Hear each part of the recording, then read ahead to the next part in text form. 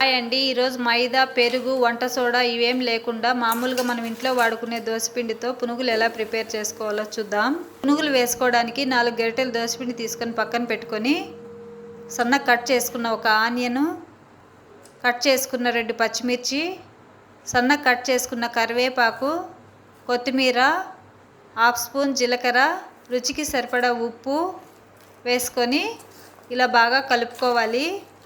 ఇప్పుడు డీప్ ఫ్రైకి సరిపడా ఆయిల్ పెట్టుకొని ఆయిల్ వేడైన తర్వాత మంట మీడియం ఫ్లేమ్లో పెట్టుకొని పునుగులు వేసుకోవాలి.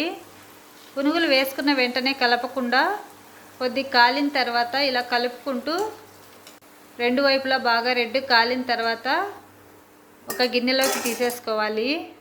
అలాగే మిగిలిన పునుగులు కూడా వేసుకొని బాగా రెడ్గా కాలిన తర్వాత తీసేసుకోవాలి. అంతే అండి, లోపల సాఫ్ట్గా పైన క్రిస్పీగా వేడివేడి పునుగులు రెడీ.